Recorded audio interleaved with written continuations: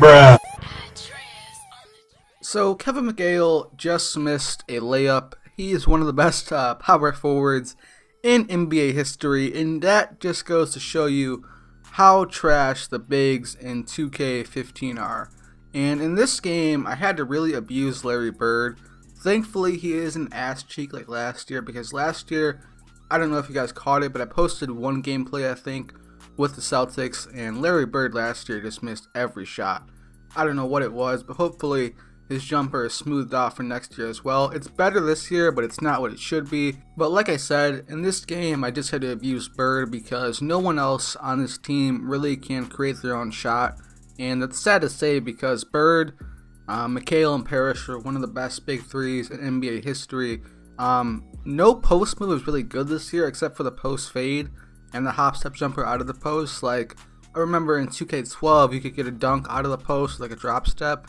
Now if you drop step this year, you get a contact animation every time.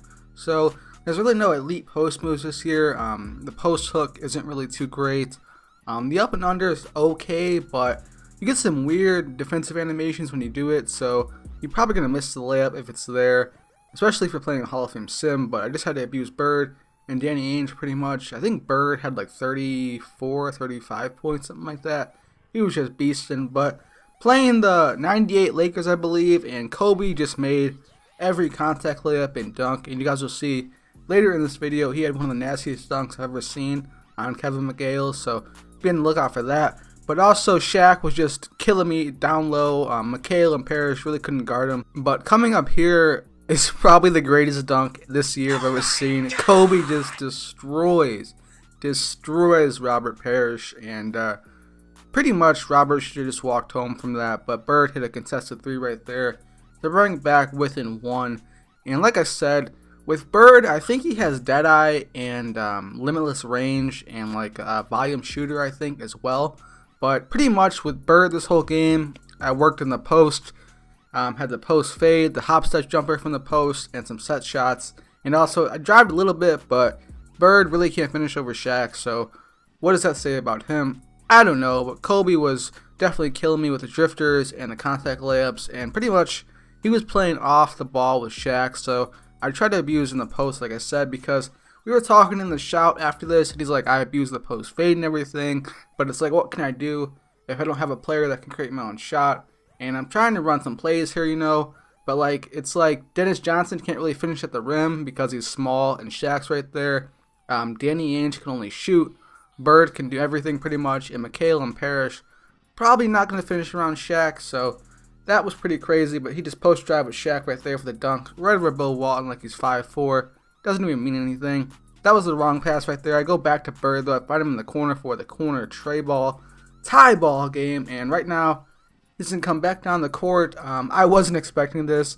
He just passes it to Robert Horry and jacks up a three and makes it. But I have a question. Is it cheesy for players that really play in the post in real life to not abuse the post fade, but go to it mildly, I would say? The post fade and the hop step jumper like Bird's doing right there.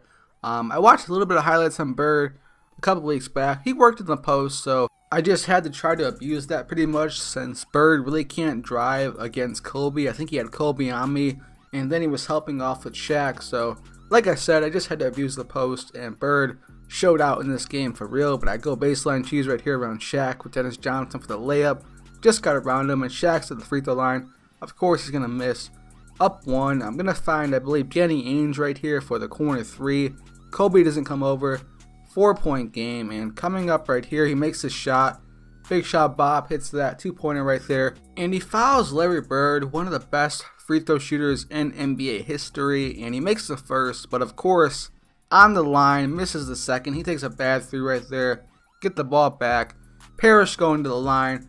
Figure I might make both. I don't know his free throw too well, but I make one, and pretty much the game's over from here. But if you enjoyed it, drop a like and subscribe if you're new to the channel, and don't forget to check the guides as well.